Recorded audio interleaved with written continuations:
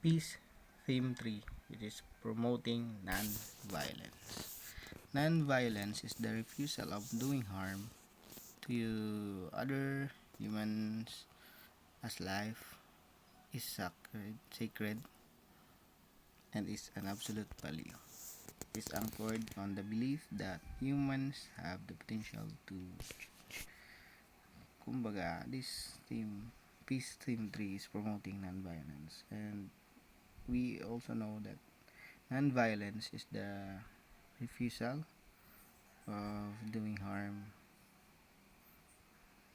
Kaya non-violence, it's belief of human have and belief that human have the potential to change. Yes, I do believe that everyone can change and deserve a second chance. Next, so why non-violence? Non-violence work. It simply work. Non-violence, and some full stories related here are by Mohandas Gandhi in India, Martin Luther King, if you know these stories, in the United States, and the people power.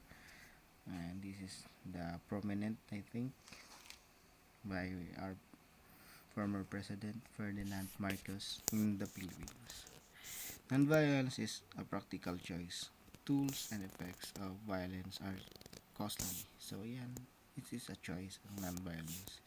And tools and effects of violence are very costly. Alam naman natin na yung violence, it leads to destruction, and many lives will be affected if this will happen.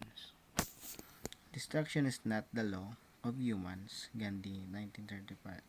Also, law are found in Matthew 22, chapter 22, verse 36 to 39. If alam nyo to, Matthew 22, ang nasulat dito is, I think, love the Lord your God with all your mind, with all your soul, with all your heart, and love your neighbor as yourself as God love you. Ito yung law ng human.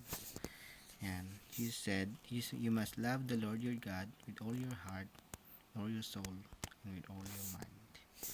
And you must love your neighbor as yourself. So, let's proceed sa Peace Theme 4, which is challenging the war system. Yung last is challenging non-violence. Next is war system. So, war is classical or international if it is between states or civil or internal. If it is occurs or if it occurs between rival groups or communities within state. Aggression and major armed conflicts are interchangeable. Used with the word war. Kumbaga, it says here, war is the aggressive form or is force that leads conflicts, and also the conflicts between state or group that affects a major society, which leads to destruction also. So this is possible causes of war, territorial disputes. Yan. You also have lack of tolerance for differences. Kaya ang laki na importance of tolerance or understanding. Ideological or power struggle. Yan. Isa din to. Kasi because of power struggle, yung iba is na-encourage para mag-disseminate or to move on to the next or to the other countries para mangsakop. And history of colonialism, ito, same reason, and the competition for resources. Yan, parang yung first sample din. And the effects of war. War results massive death. War result the commitment of atrocities. Atrocities means yan, extremely barbaric, wicked, brutal, or cruel. People lose their livelihoods and their access to food supply. In summation, or to summarize, it leads to destruction. And ito yung effects ng war. If you want war, I mean, if you want massive death, and commitment to extreme wickedness, barbaric people, if you want your livelihoods lose, go and achieve war. Pero sa tingin ko, hindi naman natin ata gusto ang maggera. And there are more examples can be found in page 56 chapter in the book of social dimension of education. I just summarize po yung effects of war. And we have the theme 5 of peace education, which is sharing the earth's resources. There's a huge number of people live in extreme poverty while others are extremely wealthy. It is true.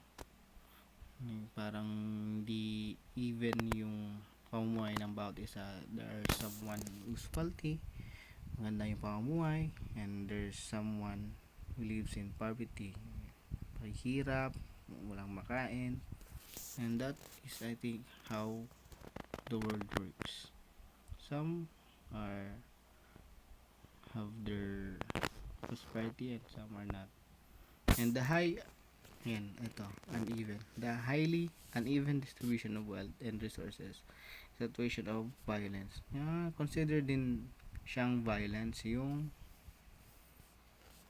sharing earth's resources, yung uneven distribution of wealth, and known as structural violence. Yung uneven distribution of wealth, it is known as the structural violence. It refers to the systems, institution, and policies that meet some people's human needs and rights. Hunger and poverty are the symptoms of violence. So yan, maybe sa family, if you want to know na there is violence or will want to assume violence, you will see its symptoms by seeing them in hunger and in poverty. I don't know, but I think this can be our guide to see violence.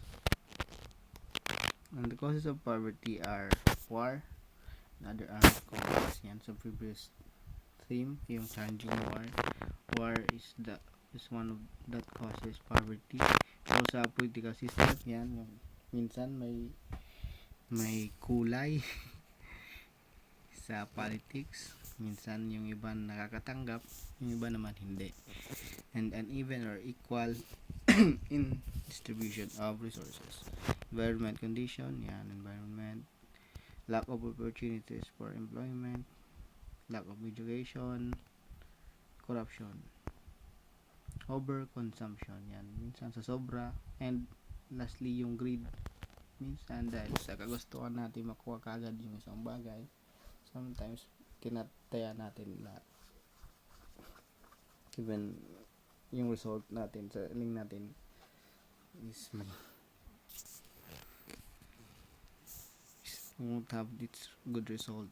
And I think for me, the best that cause poverty is lack of education, lack of knowledge. And I think this is very important as an individual, in my opinion.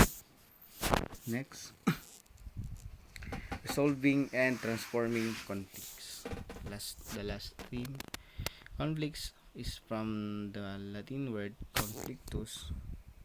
Please take note of this word, conflict conflictus, which means striking together with force.